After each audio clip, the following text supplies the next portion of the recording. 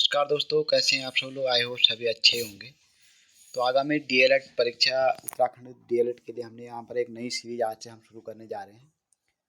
तो यहाँ पर जो प्रीवियस ईयर्स में जो भी डीएलएड, सीटेट, यूटेट या जितने भी ये टीचिंग से रिलेटेड एग्ज़ाम हुए उनसे रिलेटेड जो भी क्वेश्चन उन पेपरों में आए हुए हैं वो हमने लिए हुए हैं।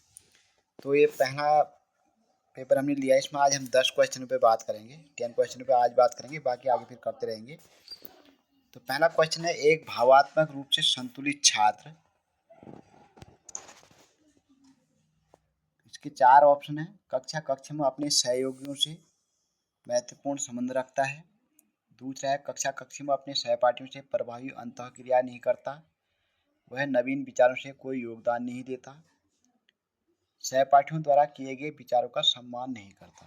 दोस्तों सबसे पहले आपको जो है इस क्वेश्चन को समझना। भावात्मक रूप से संतुलित छात्र की बात हो रही है यहाँ पर, यानी कि जो भावात्मक रूप से यानी कि जो इमोशनली स्ट्रांग हो, जो बैलेंस बनाते रखते हो, उसके लिए देखो पहला यहाँ पर देखो दूसरा वाला जो है, कक्षा में अपने सहपाठियों से परवाही अंतःक्रिया नहीं करता है। वो तो करता है क्योंकि भावनात्मक रूप से संतुलित होगा तो करेगा। ये ऑप्शन तो बिल्कुल गलत होगा आपका। वह नवीन विचारों से कोई योगदान नहीं देता, ये भी निगेटिव जो ऑप्शन है, तो ये भी गलत हो जाएगा।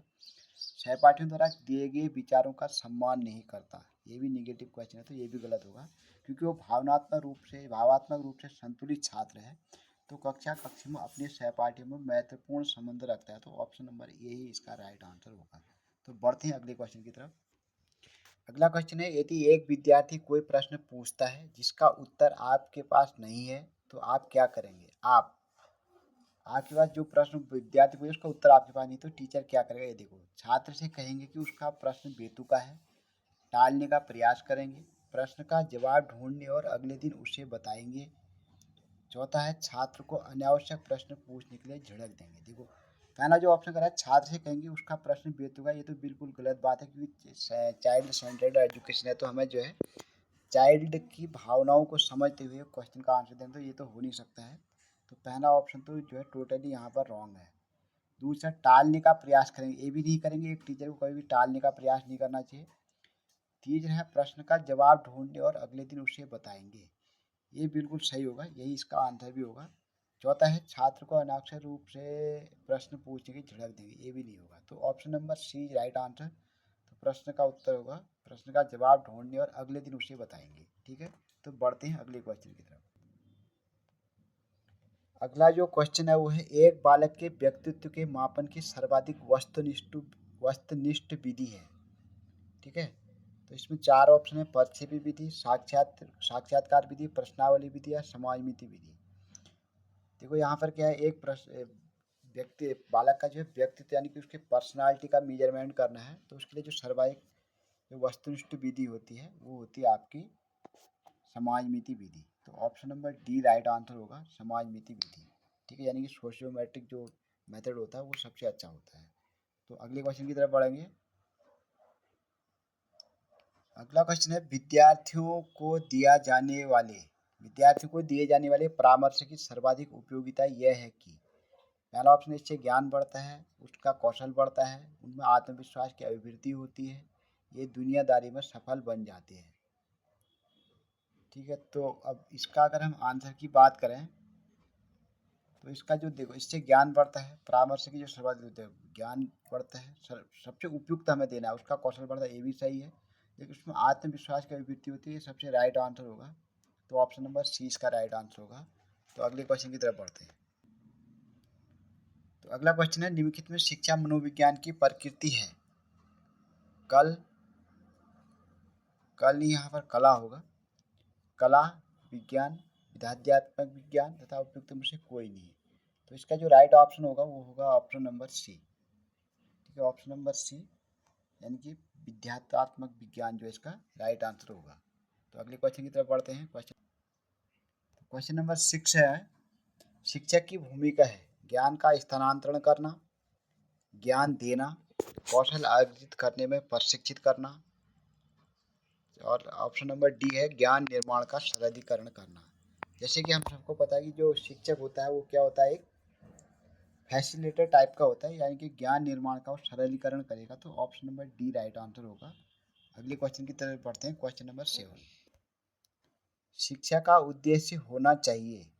क्या होना चाहिए शिक्षा का उद्देश्य? 4 ऑप्शन है। विद्यार्थियों में व्यावसायिक कौशल का विकास करना, विद्यार्थियों में सामाजिक चेतना का विकास करना, नंबर सी है विद्यार्थियों को व्यवहारिक जीवन के लिए तैयार करना, विद्यार्थियों को परीक्षा के लिए तैयार करना। तो ऑप्शन नंबर सी सबसे उपयुक्त यहाँ पर लग रहा है, विद्यार्थियों को व्यवहारिक जीवन के लिए तैयार करना, क्योंकि जो भी उनका जो ज्ञान उनने लिया है उसका अपने जो है डेली लाइफ में वो यूज कर पाए, वही सबसे अच्छा ज्ञान होता है। तो शिक्षा का उद्देश्य यही है कि विद्यार्थी को व्यवहारिक जीवन के लिए जो है तैयार करना। ठीक है, तो option number C right answer होगा। तो अगले क्वेश्चन की तरफ बढ़ते हैं। तो अगला क्वेश्चन है, एक उत्तम कक्षा शिक्षक छात्रों की प्रकृति जिज्ञासा का पोषण करता है, छात्रों को पारस्परिक संवाद के लिए प्रोत्साहित करता है, छात्रों को वास्तविक वैश्विक परिस्थितियों को सम्मिलित करता है, और ऑप्शन नंबर डी है उपयुक्त सभी।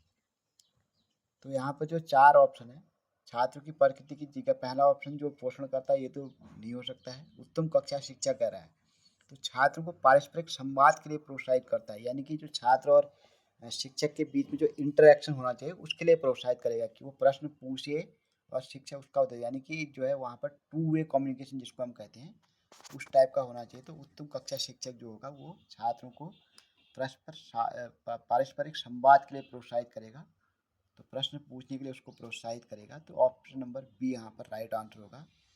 तो अब बढ़ते हैं अगले क्वेश्चन की तरफ। तो अगला क्वेश्चन है, शिक्षा प्रभावी हो जाती है यदि कक्षा कक्ष में प्रत्यक्ष अनुदेशन को प्रयोग में लाया जाए, कक्षा कक्ष में शिक्षक निर्देशित विधियों का प्रयोग किया जाए, दोनों शिक्षक निर्देशित विधियाँ एवं प्रत्यक्ष अनुदेशन काम में लिया जाए, छात्र केंद्रित अनुदेशन और अंतः क्रियात्मक विधियों का उपयोग किया जाए। तो यहाँ पर जो ऑप्शन आपका राइट होगा वो होगा ऑप्शन नंबर डी, छात्र केंद्रित अनुदेशन और अंतः क्रियात्मक विधियों का उपयोग किया जाए। क्योंकि यहाँ पर जो चाइल्ड सेंटर्ड एजुकेशन की हमें बात करनी है, शिक्षा तभी प्रभावी होगी जब चाइल्ड सेंटर्ड एजुकेशन होगी, और जो है अंतः क्रियात्मक विधियों का भी वहाँ पर उपयोग किया जाए। इंटर पर्सनल जो मेथड्स होते हैं, ठीक है, इंटर एक्टिविटीज जो होती है उनका भी उपयोग किया जाए। तो बढ़ते अगले क्वेश्चन की तरफ, जो आज का हमारा लास्ट क्वेश्चन रहेगा, क्वेश्चन नंबर 10। तो अगला जो हमारा क्वेश्चन है वो है, सामान्यतः छात्र में पठन पाठन के निम्न विशिष्टताएं होती है। अधिगम में क्रियाशीलता, छात्रों में सीखने की योग्यता, स्वयं क्रिया करके नवीन अनुभव द्वारा ज्ञान निर्माण करना, ऑप्शन नंबर डी है उपयुक्त सभी। देखो ऑप्शन नंबर 1 अधिगम में क्रियाशीलता बिल्कुल सही, ये भी होगा। छात्रों में सीखने की योग्यता ये भी सही है। स्वयं क्रिया करके नवीन अनुभवों द्वारा ज्ञान निर्माण करना ये भी सही है। तो उपयुक्त डी यहाँ पर बिल्कुल राइट आंसर होगा। तो option number D right answer. तो ये थे आज के हमारे 10 क्वेश्चन। तो अगले क्वेश्चन ऐसे हम लाते रहेंगे। तो इसके लिए हमारे जो, अगर वीडियो आपको अच्छा लगा तो वीडियो को जो है लाइक कीजिए, शेयर कीजिए और चैनल को सब्सक्राइब कीजिए।